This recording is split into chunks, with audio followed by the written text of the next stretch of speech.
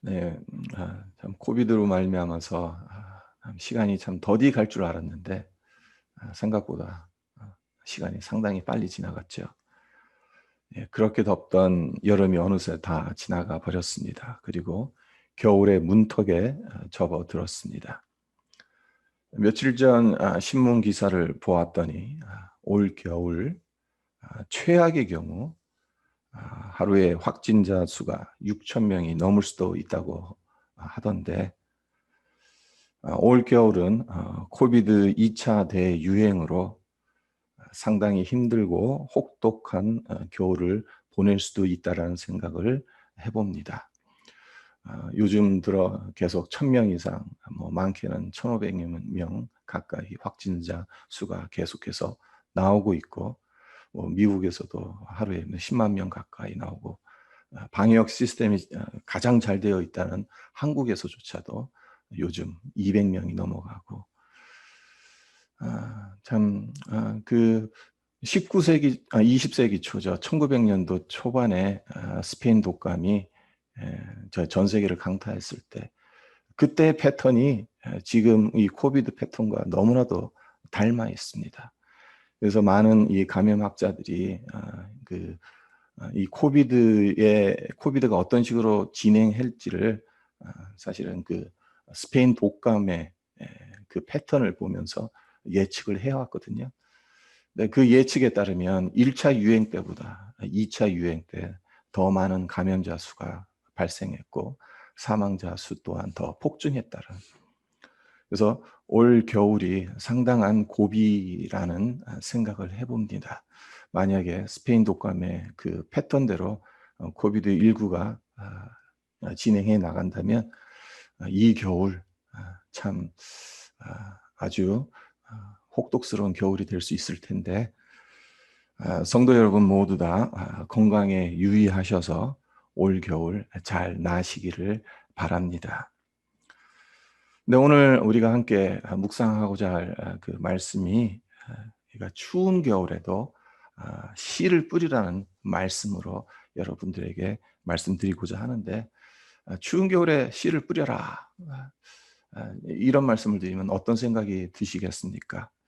목사님 어디 아프신 것은 아닌가? 그런 생각이 들지 않겠습니까? 네, 한겨울 얼어붙은 땅에 씨를 뿌리는 것 상식에 맞지 않는 행동입니다. 씨는 봄에 뿌려야 합니다. 그러나 성도란 세상의 상식에 얽매이면서 살아가는 자들이 아닙니다. 믿음으로 살아가야 하는 자들입니다.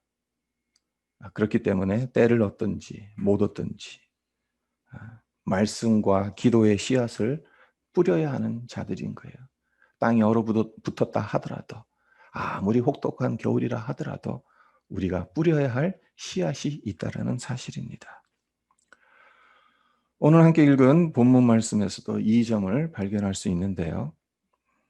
오늘 본문인 디모데후서 4장 9절로 13절을 유심히 읽어보면 사도 바울이 처했던 상황이 혹독한 겨울이었다.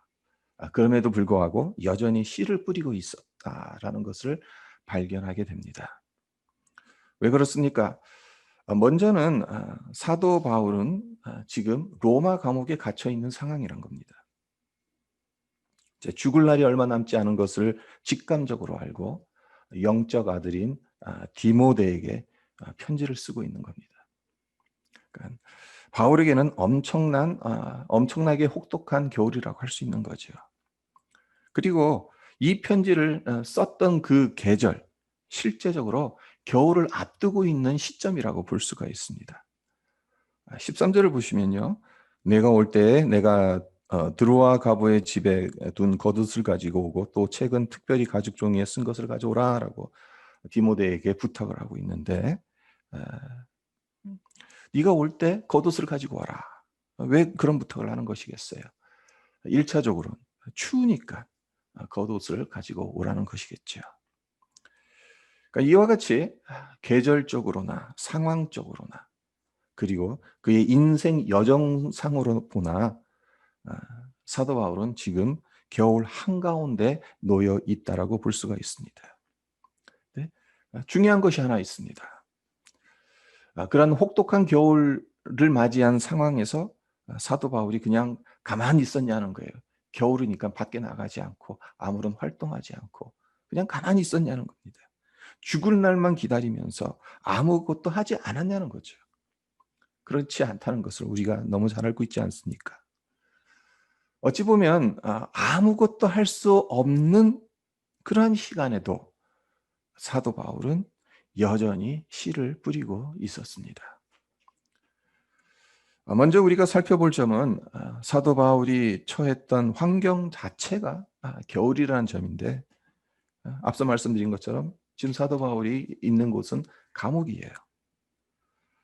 오늘날 감옥에선 운동도 할 수 있습니다. 마음만 먹으면 각종 자격증도 딸 수가 있습니다. 선진국의 감옥은 냉난방 시설도 잘 갖춰 있습니다. 심지어 미국 캘리포니아주의 어느 도시에 위치한 형무소에서는 하룻밤에 한 $100 정도 지불하면 다른 죄수들과 방을 쓰지 않고 개인 독방에서 자유롭게 지낼 수 있다라고 합니다. 죄수들이라 하더라도 인권과 복지가 주어지는 거죠. 하지만 사도 바울이 살았던 시대의 감옥은 어떠합니까? 그런 편의시설, 그런 복지를 기대할 수가 없어요. 감옥은 막장 인생이나 가는 곳이고 사회적으로 격리되어야 하는 사람이 가는 곳으로 여겼기 때문에 죄수들의 인권과 복지에 신경 쓰지 않았습니다. 그러했기 때문에 사도 바울이 수감되었던 감옥, 혹독한 겨울을 나는 것과 다름없는 환경이라고 말할 수 있는 겁니다. 그리고 두 번째로 봐야 할 것은 그 당시 사도 바울의 나이가 53세 정도 되었다는 점입니다. 제가 올해 만으로 53세입니다. 근데 저를 노인 취급하면 이상하죠. 이상하겠죠. 제가 아마 기분이 상당히 나쁠 겁니다. 한참 일할 나이고 앞으로 적어도 30년 이상 더 살 것이라고 생각하지 곧 죽을 사람으로 취급하지 않습니다. 하지만 사도 바울이 살았던 그 당시 평균 수명 기껏해야 40세 정도밖에 안 됐을 거예요. 그렇기 때문에 53세 정도 되면 살 만큼 산 거예요. 인생을 정리할 나이로 생각했을 겁니다. 전해 내려오는 전승에 따르면 사도 바울이 순교한 나이가 54세 무렵이었다. 그러니까 이 디모데 후서가 쓰여지고 지금 디모데로 하여금 뭐 여러 가지 것들 가지고 오라고 했던 이 겨울이 되기 전에 뭐 여러 가지 것들을 갖고 오라고. 그러니까 이 겨울이 지나고 그 다음 해에 순교했을 가능성이 상당히 농후합니다. 무엇을 의미하는 것이겠습니까? 지금 사도 바울이 보내야 하는 그 겨울은 그의 인생을 정리해야 하는 겨울이었다는 점입니다. 그런데 이런 상황에서 사도 바울이 디모데에게 부탁하고 있는 것을 보세요. 9절을 보면 너는 어서 속히 내게로 오라라고 부탁을 합니다. 그리고 11절에서는 네가 올 때에 마가를 데리고 오라는 부탁을 하죠. 그리고 방금 전에 읽었던 13절에서는 또 다른 부탁을 하는데 겉옷을 부탁을 하고 또 가죽 종이에 쓴 책을 가지고 오라는 부탁을 합니다. 우선 디모데로 하여금 마가와 함께 오기를 부탁한 이유가 무엇이겠습니까? 그저 보고 싶어서? 이제 보면 다시는 볼 기약이 없어서? 이제 곧 형장의 이슬로 사라지기 전에 얼굴 한 번 더 보기 위해서 사도 바울이 그런 부탁을 하는 것이겠습니까? 물론 디모데와 마가를 부른 이유에는 그런 이유도 당연히 있겠습니다마는 그것이 전부는 아니라는 겁니다. 더 중요한 이유가 있었다는 겁니다. 그리고 그것은 자기가 순교하더라도 복음의 씨앗이 디모데와 마가를 통해 더 많은 곳으로 퍼져 나갈 수 있도록 디모데와 마가에게 그리스도의 복음을 하나라도 더 가르치고 싶어서 그들에게 어서 속히 오라는 당부를 했던 것이었을 겁니다. 그리고 가죽 종이에 쓴 책을 가지고 오라고 부탁을 하는데 사도 바울이 말하고 있는 책이 무슨 책이겠어요? 심심풀이로 읽을 교양 잡지이겠습니까? 아니면 소설책이겠습니까? 아니죠. 당연히 성경책입니다. 그리고 성경책을 가지고 오라는 이유는 본인이 읽기 위해서도 있겠지만 디모데와 마가가 왔을 때 그 성경책으로 그들을 가르치려는 생각에 이런 부탁을 하지는 않았을까 생각을 해봅니다. 겉옷을 가지고 오라고 하는 그 부탁은 왜 그렇게 부탁을 했겠어요? 그 이유가 단순히 추워서 그런 것이겠습니까? 감옥 안에 난방시설이 제대로 설치되어 있지 않으니까. 이제 겨울이 되면 뼛속까지 파고드는 냉기로부터 몸을 보호하기 위해서 겉옷을 가져오라는 부탁을 하는 것이겠습니까? 이런 상상을 해봤습니다. 겉옷을 두른 채 차가운 돌바닥에 무릎을 꿇고 기도하고 있는 바울의 모습. 냉방이나 다름없는 감옥 안에서 차가운 손을 호호 불어가면서 성경책을 넘기는 바울의 모습.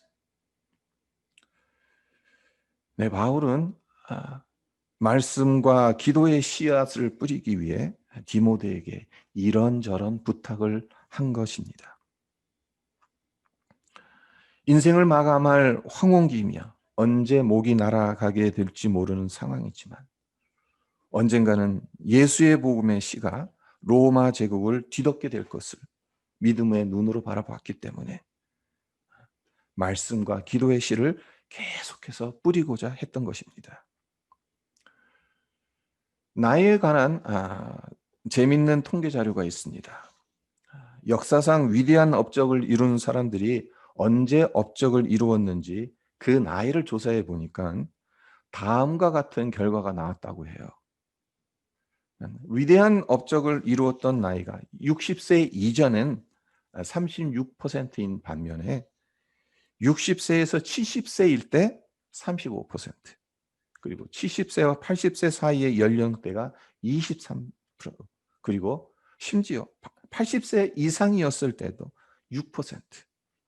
그러니까 60세 이상을 다 합쳐보면 64%가 됩니다. 오늘날 의료 시스템이 잘 돼 있어서 그러니까 이제 100세 시대, 우리 다음 세대는 150세대라고 하잖아요. 60은 더 이상 노인이 아니다. 오히려 청년의 때다라고까지 이야기를 하는데 이게 통계 자료를 봐도 위대한 업적을 남겼던 사람들을 이렇게 추적해 봤더니 64% 이상이 젊었을 때가 아닌 나이 들어서 업적을 남겼다. 우리 생각엔 젊었을 때 위대한 업적을 남겼을 가능성이 더 클 것 같은데 젊을 때보다 노년의 시기에 위대한 업적을 남겼던 분들이 훨씬 많다고 하니 참 놀랍고 의아스럽습니다. 중요한 것은 이것이 비단 세상사에만 있는 일이 아니라는 겁니다. 성경에도 나이 들어 하나님께 귀하게 쓰임 받은 자들이 얼마나 많은지 모릅니다. 대표적인 예로 누구를 들 수 있겠습니까?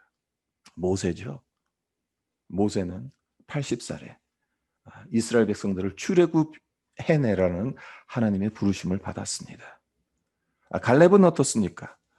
어제 새벽 기도에서 여호수아 14장을 우리가 묵상하였었는데 가나안 땅에서 가장 정복하기 힘든 곳으로 알려진 헤브론, 기럇 아르바라는 그 땅을 점령했을 때 나이가 85세였습니다.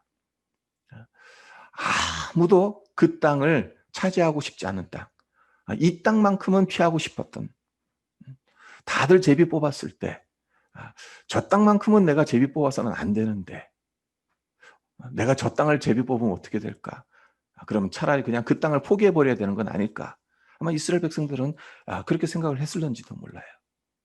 근데 갈렙은 다른 사람들이 제비 뽑기 전에 자원함으로 앞장서서 하나님께서 45년 전에 약속하셨던 그 땅, 그 산지 여호수아여 내게 주십시오. 하나님이 주신 약속이니까 내가 그것을 차지하겠습니다. 그때 나이가 85세였다는 거죠. 우리 교회 성도님들은 다들 젊으시지만 언젠가는 모두 다 인생의 겨울, 인생의 황혼기를 맞이하게 될 겁니다. 그때 이제 늙었는데 이 나이에 뭘 할 수 있으려고 그렇게 생각하시지 말기 바랍니다. 그 순간에도 말씀과 기도의 씨앗을 뿌리고 하나님 나라의 씨앗을 뿌리겠다는 생각을 하셨으면 좋겠습니다. 그리고 혹시 지금 처한 상황이 겨울처럼 그리고 감옥처럼 느껴지는 분은 혹시 없습니까? 네. 때로는 우리가 처한 상황이 춥디 추운 겨울처럼 느껴질 때가 있습니다. 감옥에 갇혀 있는 것처럼 막막하고 소망이 사라진 것처럼 느껴질 때가 있어요. 하지만 그럴 때에도 희망을 잃지 말고 포기하지 말고 믿음의 씨앗을 뿌려 나갔으면 합니다. 사도 바울이 겪은 겨울에 관해서 한 가지만 더 살펴보도록 하겠습니다. 사도 바울이 겪었던 겨울은 환경적인 그리고 계절상의 겨울만은 아니었습니다. 또 다른 겨울이 있었는데 다름 아닌 관계의 겨울이었다는 겁니다. 어떤 근거로 이렇게 말씀드리는가 하면요. 10절로부터 12절을 보세요. 대만은 이 세상을 사랑하여 나를 버리고 데살로니가로 갔고 그레스게는 갈라디아로 디도는 달마디아로 갔고 누가만 나와 함께 있느니라. 내가 올 때 마가를 데리고 오라. 그가 나의 일에 유익하니라. 두기고는 에베소로 보내었노라. 지금 사도 바울 옆에 있는 사람은 누가밖에 없어요. 근데 그 전에 누가 함께 있었느냐? 오늘 이 말씀에 따르면 데마도 함께 있었어요. 두기고도 함께 있었어요. 여러 사람들이 함께 있었어요. 그러나 다들 뿔뿔이 흩어졌어요. 이유가 어떻게 됐던 다 뿔뿔이 흩어졌어요. 사도 바울이 복음을 전하다가 여러 번 돌에 맞아 죽을 뻔했죠. 그렇기 때문에 그의 건강 상태가 매우 좋지 않았을 겁니다. 실제로 사도행전 14장 19절을 보면 바울과 바나바가 복음을 전했던 루스드라 지역에서 유대인들이 돌로 바울을 칩니다. 네, 이제 바울이 돌에 맞아 죽은 줄로 알고 이제 바울을 갖다 성 밖으로 갖다 버립니다. 그리고 고린도후서 11장 24절과 25절에서 바울이 이렇게 간증합니다. 유대인들에게 40에서 하나 감한 매를 5번 맞았으며 3번 태장으로 맞고 1번 돌로 맞고 3번 파손하고 일주야를 깊은 바다에서 지냈으며 젊었을 땐 몸이 상해도 완전하진 않아도 회복이 되죠. 하지만 나이가 들면 어떻습니까? 다 나았다고 생각했던 그 부위가 골병이 들어서 쑤시고 아픕니다. 저만 해도 젊었을 때 다쳤던 곳들이 이제까지는 뭐 전혀 문제가 없었는데 나이가 들어가니까 그 부분이 이제 골병이 드는 거예요. 골병이 들어서 쑤셔요. 아파요. 나이 먹는 것도 서글픈데 몸까지 쑤시고 아프면 더 서글퍼집니다. 그래서 위로해주고 마음을 나눌 수 있는 사람이 있었으면 좋겠다는 생각이 듭니다. 바울 역시 사람이니까 그런 마음이 들었을런지도 몰라요. 하지만 현실은 어떻습니까? 예수님도 그랬지만 사도 바울 역시 매우 외로운 사람이었어요. 얼핏 보면 그의 주변에 수많은 사람들이 있었던 것 같았지만 실제로는 그와 함께 했던 사람이 별로 없었어요. 로마에서 옥살이 했던 말년 더욱더 그러했습니다. 동역했던 사람들 중에는 세상을 사랑해서 그를 떠나버린 데마 같은 사람이 있었는가 하면은 함께 있고 싶은데도 사역 때문에 어쩔 수 없이 사역지로 보내야만 하는 디도 같은 사람도 있었어요. 특별히 데마, 바울에게 어떤 존재인가 하면요. 빌레몬서 24절을 보면 바울의 인사말 가운데 이런 인사말이 나옵니다. 나의 동역자 데마와 누가가 문안한다. 그리고 골로새서 4장 14절에도 바울이 골로새 교회 성도들에게 문안하기를 이렇게 문안합니다. 사랑을 받는 누가와 데마가 너희에게 문안한다. 그러니까 사도 바울의 편지에 누가와 데마가 나란히 등장하는 경우가 있다는, 그러니까 두 차례가 있다는 거예요. 한마디로 바울의 최측근이라 할 수 있는 것입니다. 그러니까 사도 바울이 평상시 몸이 안 좋았잖아요. 그러니까 뭐 안질인지 간질인지 3번 하나님께 구했어도 네 몸의 가시가 족하다, 네 은혜가 족하다라는 하나님의 말씀을 들었던 바울이잖아요. 다메섹 도상에서 이제 뭐 눈이 강한 빛에 눈이 약해졌는지 어떤지 모르겠지만 알 수는 없지만 그리고 수많은 그 고난 속에서 몸이 축나지 않았습니까? 그래서 누가가 옆에서 누가의 직업이 의사였으니까 그러니까 주치의처럼 항상 따라 붙으면서 바울이 육신적으로 문제가 있을 때마다 항상 이렇게 치료해주고 그랬어요. 근데 그와 함께 누가와 함께 항상 같이 있었던 사람이 데마였다는 겁니다. 실제로 초대교회의 한 문서를 보면 로마 감옥에 갇혀 있던 사도 바울의 오른편에 누가가 있었고 왼편에는 데마가 있었다는 기록이 나옵니다. 한마디로 좌데마 우누가인 셈인데요. 그렇게 신실했던 동역자 데마가 바울이 가장 외롭고 힘들었을 시기에 세상을 사랑해서 그를 버리고 떠나버렸다는 겁니다. 물론 데마가 세상을 사랑하고 바울을 버린, 그래서 데살로니가로 갔다고 해서 예수님까지 버린 것은 아닙니다. 로마 제국의 많은 지역에서 성도들이 박해를 받았을 때 데살로니가만큼은 박해를 받지 않았다고 해요. 그래서 많은 그리스도인들이 데살로니가로 피신을 했었다고. 데마가 데살로니가로 간 것은 결국 박해받기 싫다는 거예요. 좀 편안하게 신앙생활하고 싶다라는 거예요. 그러면서 이제 바울까지 버린 겁니다. 그냥 편안하게 아유, 이제까지 이 정도로 했으면 됐지. 이제 좀 편안하게 신앙생활을 해야겠다. 예수님 믿어도 좀 박해 없는 곳에서 해야겠다. 그래서 떠난 겁니다. 그러니까 바울의 심정으로는 상당히 슬펐을 겁니다. 좌대마 우누가로 항상 그의 옆에 있었던 그 최측근이었던 데마가 박해받기 싫다고 좀 편안하게 신앙생활을 하겠다고 그렇게 떠나버렸으니까 데살로니가로 떠나버렸으니까 그의 심정이 얼마나 힘들었겠어요. 우리 역시 살다 보면 혼자 남겨진 것처럼 느껴질 때가 있습니다. 하나밖에 없는 남편 그리고 하나밖에 없는 아내가 내 마음을 몰라도 왜 그렇게 모르는지, 그리고 사소한 일로 오해가 생겨서 친했던 사람과의 관계가 나빠지는 경우가 또 얼마나 많습니까? 때로는 내가 잘못한 것도 아닌데 관계가 틀어지는 경험도 하게 되죠. 문제는 그렇게 관계 맺음에 몇 번 상처받고 실망하고 나면 더 이상 사람을 사랑하고 신뢰하기 싫어지고 힘들어진다는 거예요. 나의 귀한 시간과 에너지를 쓰고 싶지 않다는 마음이 든다는 거예요. 하지만 그럴 때에도 그러니까 사도 바울이 지금 그런 상황이죠. 뭐 환경적인 겨울, 또 계절상의 겨울, 또 그의 지금 이제 죽음을 앞두고 있는 그러한 겨울. 그런데 그러한 것들보다 사도 바울에게는 더 아프게 다가왔던 것은 어쩌면은 관계의 겨울이었을 거예요.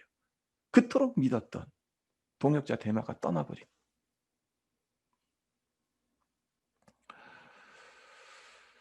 하지만 그럼에도 불구하고 사도 바울은 여전히 말씀과 기도의 씨앗을 뿌리고 있다는 사실이죠. 아무리 춥다고 하더라도, 아무리 지치고 고통스럽다 하더라도 말씀 듣는 자리, 기도하는 자리를 떠나서는 안 된다는 것입니다. 오히려 그러면 그럴수록 그 자리를 더욱더 사수해야 한다는 것입니다. 그렇지 않으면 그냥 쓸려 넘어가요. 그 상황에 쓸려 넘어갈 수밖에 없어요. 어찌 됐건 그 자리를 사수하려고 몸부림쳐야 하는 겁니다. 아직 캐나다에 겨울은 오지 않았습니다. 공식적으로는 12월 22일부터 겨울이 시작이 됩니다. 그런데도 봄이 빨리 왔으면 하는 바람이 간절합니다. 코로나라는 겨울이 지나가서 우리의 기억 속에나 남는 그날이 속히 왔으면 하는 바람이 간절해요. 그러나 잊지 말았으면 합니다. 겨울이 있어야 봄이 있습니다. 겨울에 제대로 춥지 않으면, 땅이 얼지 않으면 땅 속에 있던 벌레들의 그 유충들, 알들이 죽지 않아서 여름에 모기와 벌레가 들끓게 된다고 하죠. 겨울에 눈이 많이 와야 가을에 풍년이 온다고 하죠. 겨울이라는 단어가 겨우 살아간다는 의미에서 붙여진 단어라는 그런 글을 어디선가 읽은 적이 있는데, 우리 신앙인에게 겨울은 단순히 겨우 살아가기 위한 시간은 아닐 겁니다. 계속해서 씨를 뿌려야 하고 하나님께서 맡겨주신 일들을 열심히 감당해 나가야 하는 계절일 것입니다. 비록 우리에게 다가오는 이 계절적인 겨울, 그리고 코비드라는 이 엄청난 혹독한 환경적인 겨울, 그리고 어쩌면은 관계상에서의 겨울, 그러한 여러 형태의 겨울에 놓여 있다 하더라도 움츠러들지 말고, 낙심하지 말고 말씀과 기도의 씨앗을 계속해서 뿌려 나가시기를 주님의 이름으로 축원드립니다. 네, 잠깐 오늘 말씀 묵상하면서 기도하도록 하겠습니다. 사도 바울이 이제 디모데에게 사사로운 부탁을 하고 있습니다. 어서 속히 오라. 올 때 너만 혼자 오지 말고 마가와 함께하고 오라. 그리고 겉옷도 가지고 오고 성경책도 가지고 오라. 어찌 보면은 참 사사로운 부탁입니다만은 그렇지 않다는 것, 그 모든 것들이 말씀과 기도의 씨앗을 뿌리기 위해서 필요한 것들이었음을 하나님 오늘 말씀 속에서 우리가 보게 됩니다. 그렇습니다. 우리에게도 겨울이 찾아옵니다. 이제 곧 겨울이 시작됩니다. 코비드라는 이 환경적인 겨울이 언제까지 지속될지 아무도 모릅니다. 우리의 관계상에도 아버지 참 때로는 혹독한 겨울이 찾아오기도 합니다. 그러할 때 어떻게 해야 할지 하나님 오늘 말씀 통해서 하나님 정말 그 순간에도 절망하기 쉽고 넘어지기 쉽고 낙심하기 쉬울 때, 움츠러들기 쉬울 때, 그러할수록 하나님 말씀 앞에 서고 기도의 무릎을 꿇는 그 시간을 더 소중하게 여기고 사수해야 한다는 것을 하나님 오늘 사도 바울의 모습을 통해서 우리가 살펴보았는데, 우리 성도들 어떤 겨울을 맞이한다 할지라도 하나님 말씀, 기도의 이 씨앗을 뿌리는 자리에서 떠나지 않고 하나님 정말 하나님의 은혜 안에 머무르는 하나님 그러한 귀한 자들로 주님 앞에 서게 하여 주시옵소서. 감사드리며 예수님의 이름으로 기도합니다. 아멘.